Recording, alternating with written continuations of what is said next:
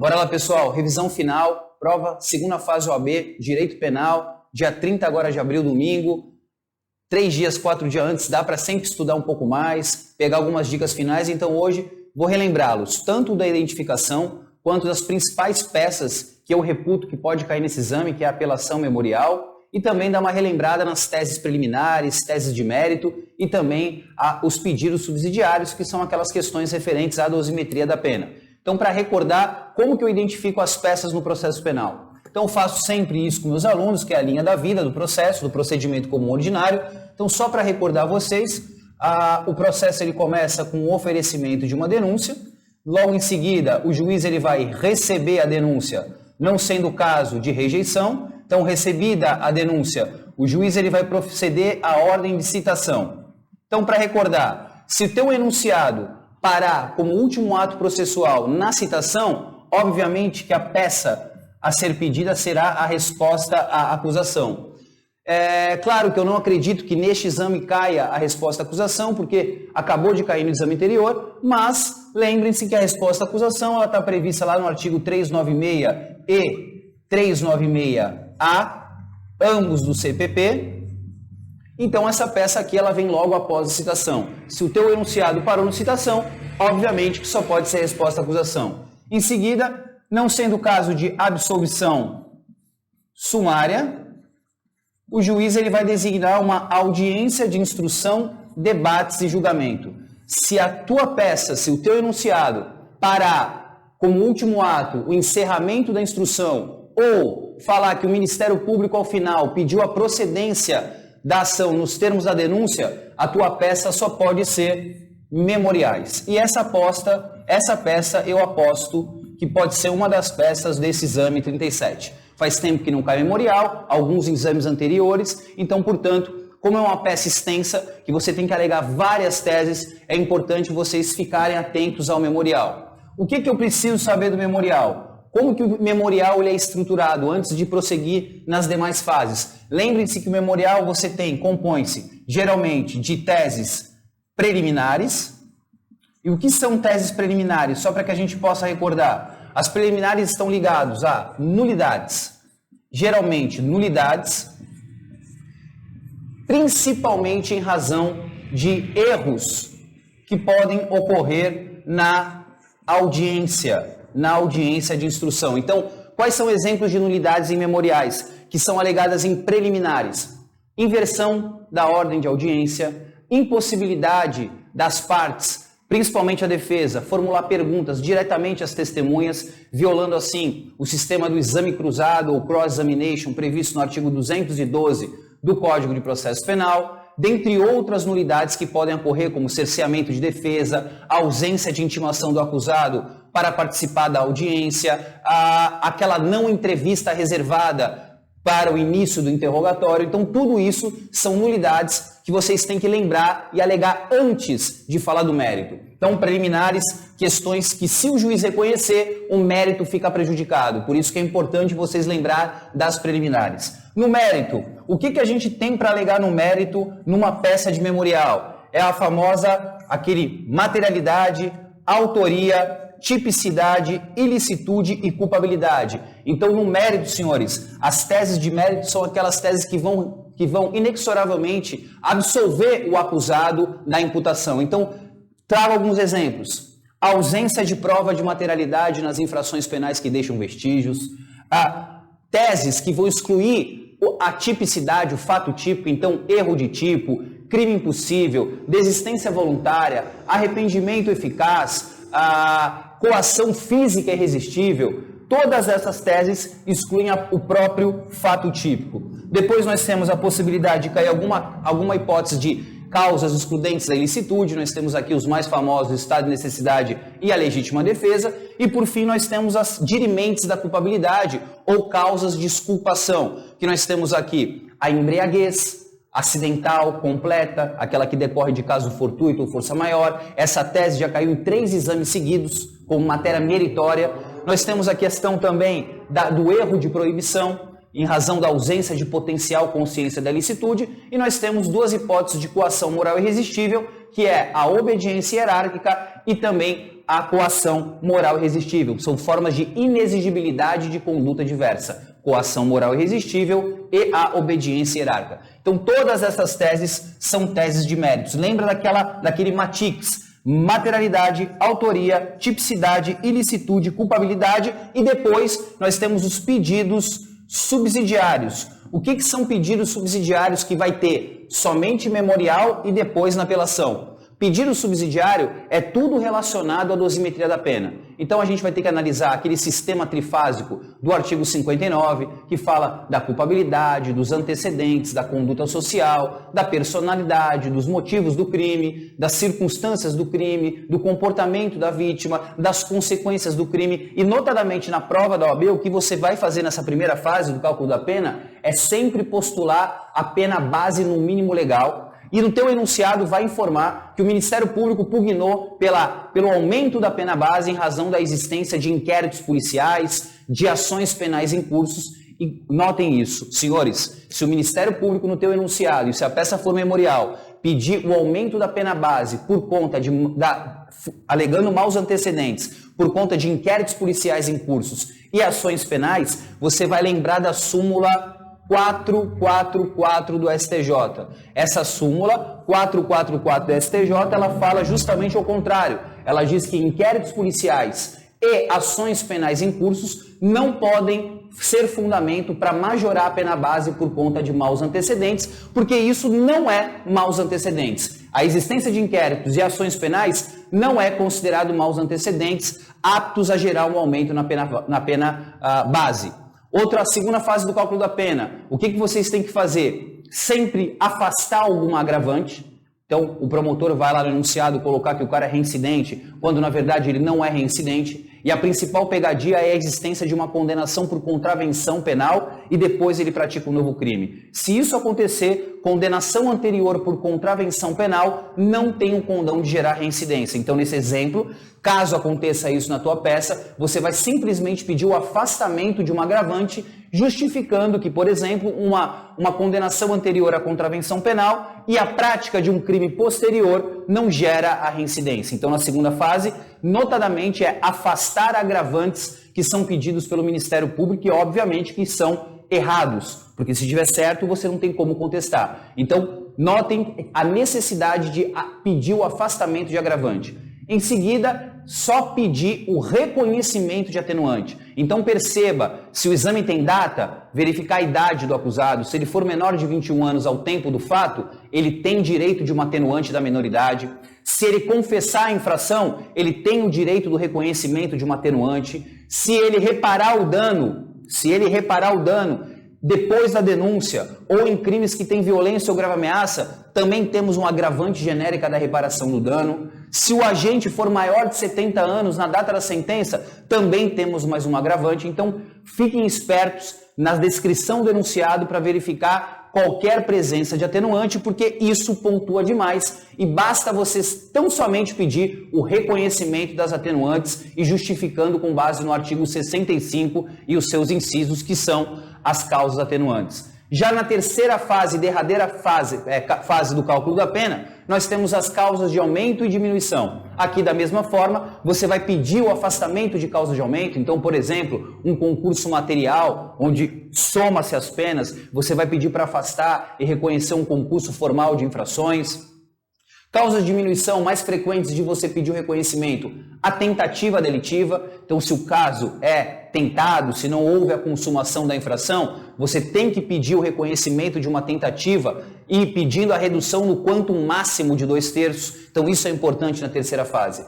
E ao final, depois dessas três fases, o que nós temos? Acabou? Não. Nós temos que falar sobre a fixação de regime inicial, e na prova de vocês é sempre um regime prisional mais brando, então semiaberto, aberto, nos termos do artigo 33, parágrafo 2º, alíneas B e C, sempre regime mais brando, nunca o fechado. E depois da fixação do regime, você vai ter que pedir a questão dos benefícios legais. Então você vai pedir uma substituição da pena corporal, privativa de liberdade por restritiva de direito, analisando o artigo 44 do Código Penal, ou você vai pedir a concessão da suspensão condicional da pena nos termos do artigo 77 também do Código Penal. Essas são as principais teses que uma peça de memorial possui. Então, só para frisar, teses preliminares que têm a ver com nulidades em geral, nulidades e que ocorrem sempre na audiência de instrução, inversão tumultuária de testemunhas, cerceamento de defesa por ausência de intimação. Então, lembrem-se de olhar bem o que acontece na audiência, na descrição fática do enunciado. Depois, de mérito, a gente tem que alegar questões relacionadas à materialidade e autoria ou as teses que vão afastar todos aqueles elementos do conceito analítico de crime, seja a tipicidade, a ilicitude ou a culpabilidade. E eu já disse exemplos para vocês. Erro de tipo sempre cai. Então, o erro de tipo é uma hipótese que exclui o próprio fato típico. Nós temos a ausência de dolo, nós temos a desistência voluntária, nós temos o arrependimento eficaz, nós temos o crime impossível. Então, tudo isso são exemplos de situações que vão afastar o próprio fato típico. Além disso, lembrem-se, o princípio da insignificância, muito comum também em delitos patrimoniais, quando o valor da res furtiva não ultrapassa 10% do salário mínimo. Então isso também deve ser observado por vocês. E o princípio da insignificância em crimes tributários, quando o crédito tributário não ultrapassar o valor de R$20 mil. Então essas são as teses para gerar a ausência do próprio fato típico, que é uma preliminar, que é uma matéria de mérito. Em seguida nós temos as excludentes de ilicitude, notadamente a estado de necessidade e a legítima defesa, e as causas que excluem a culpabilidade. Eu aposto aqui numa inexigibilidade de conduta diversa pela coação moral irresistível. E ao final não podemos nunca esquecer de analisar todas as etapas da dosimetria da pena, e se vocês esquecerem as fases, é só olhar o artigo 68, porque vocês estarão com o código ao lado. Então não lembrou de quais são as fases, de qual é a ordem, é só olhar o artigo 68 do Código Penal, que ali ele fala toda a ordem das 3 fases da dosimetria da pena. Terminando as 3 fases da dosimetria, não esqueçam do regime prisional e também dos benefícios legais que estão no artigo 44 e 77. Isso é tudo que se alega em memorial. E para avançar, se a tua peça tiver uma sentença, então o acusado ele foi condenado ao final por uma sentença, você só pode apresentar o recurso de apelação. Se ao final do teu enunciado informar que houve uma condenação e que a defesa foi intimada para apresentar a peça correspondente, só pode ser a peça de apelação. E a peça de apelação, guardadas essas peculiaridades, porque se trata de um recurso e é uma peça bipartida, tem a interposição e as razões, o conteúdo da apelação é idêntico ao memorial. Tudo aquilo que eu falei para o memorial serve ipsis literis para a apelação. Então nós temos preliminares, nós temos matérias de mérito e nós temos pedidos subsidiários que estão relacionados à dosimetria da pena, a fixação de regime prisional e também os benefícios legais. Essas são as principais peças que eu acredito que vão cair, pois somente o memoriais já caiu 9 vezes e a apelação, que há algum tempo não cai, caiu 10 vezes a apelação. Outra coisa, se eu puder relembrá-los de uma peça que não é a comum e que pode cair porque já caiu 3 vezes, eu relembro o agravo em execução. O que é o agravo de execução? O agravo em execução é um recurso previsto no artigo 197 da Lei 7.210 de 84, que é a conhecida Lei de Execução Penal. O que eu peço num agravo em execução? Quais são as principais teses no agravo de execução? Senhores, o enunciado vai informar que o advogado formulou alguns pedidos de benefícios em sede de execução, como, por exemplo, a progressão de regime, o livramento condicional, a remissão pelo trabalho. Então, todos esses pedidos foram feitos em sede de execução e teu enunciado vai informar que o juiz indeferiu pelas razões que eles mesmos vão colocar na peça. Então, basta tão somente você enfraquecer aquela decisão que indeferiu e argumentar no sentido contrário. Então, por exemplo, imaginem que eu peço uma progressão de regime para um condenado a um crime de roubo simples e o juiz indefere a progressão, alegando que o crime de roubo simples é hediondo. Além disso, alega o magistrado, sustenta o magistrado sobre a imprescindibilidade do exame criminológico. O que você vai ter que sustentar? Primeiro, o roubo simples não é crime hediondo. E você não precisa ter isso de cabeça. Basta você olhar na lei dos crimes hediondos, que está lá na lei 8.072 de 90, e você terá o Código Penal na sua mão. Então não esqueça, não tentem fazer de cabeça. Olhem o rol do artigo 1º e lá você não encontrará o roubo simples. Existem roubos majorados que são hediondos, como por exemplo o roubo com emprego de arma, o roubo com restrição à liberdade da pessoa, o latrocínio, mas o roubo na modalidade básica, caput de 157, não é hediondo. Então o que você vai falar? Que não há que se falar na hediondez de um crime de roubo. E outra coisa, exame criminológico. Se cair súmula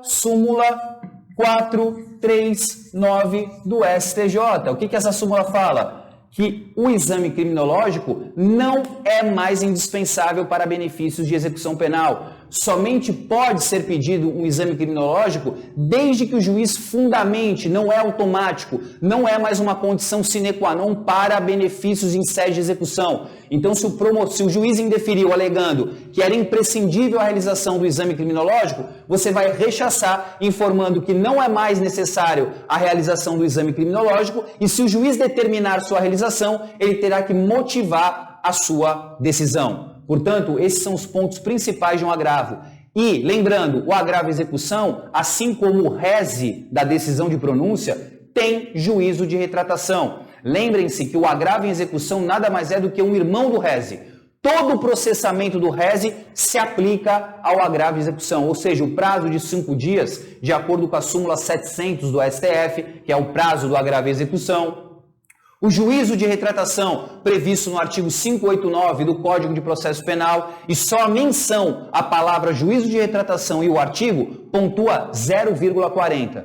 Então isso é muito importante. Além da parte técnica, vocês não podem esquecer das formalidades. Então, endereçamento ao tribunal, endereçamento, se for um recurso, ao juiz da condenação, tudo isso somam pontos. Então, não pensem só nas teses. Analisem também as formalidades, a questão da data, assinem sempre com a data correta, lembrando que as datas das peças são praticamente todas prazos processuais, tirando a queixa-crime, então exclui-se o dia do começo e inclui-se o dia do final. Então, se eu fui intimado numa sexta-feira, quando que o prazo começa a contar? Somente na segunda-feira, porque caiu nos dias de semana. Então, senhores, prestem atenção também na formalidade das peças. É muito importante isso. Então, recapitulando, identificação de peça é muito simples, citação RA, terminou da audiência memorial, tem sentença, é apelação. Apelação e memoriais, as teses são as mesmas, preliminares, méritos e dosimetria de pena, enquanto no agravo em execução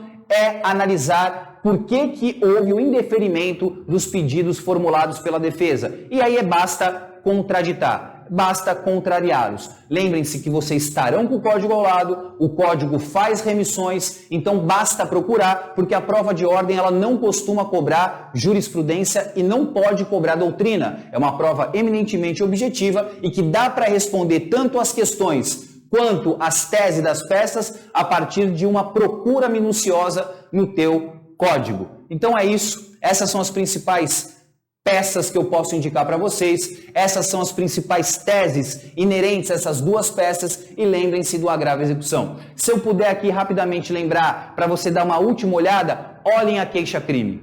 Olhem uma queixa-crime, porque a queixa-crime é uma peça que pode quebrar muito candidato, porque nem todos sabem fazer uma peça acusatória. E a queixa-crime caiu uma única vez no exame 15, então está na hora de cair novamente. Então, se eu puder indicar para vocês as peças que eu acredito que possam cair, muito embora seja um juízo aqui não de convicção absoluta, mas de estatística, eu creio que pode ser memorial, apelação, agravo e execução, e não esqueçam de dar uma última olhada numa queixa-crime. E se eu puder dar uma dica da queixa-crime não esqueçam de inserir a procuração com poderes especiais do artigo 44 do Código de Processo Penal, porque só a menção no preâmbulo da peça pontua 0,40 também. Então, senhores, eu acredito que essas são as dicas finais mais importantes. Pensem bem, tenham paciência na hora de fazer a peça, lembrem-se que vocês estarão com o código e o código ajuda muito. Outro ponto, o enunciado da peça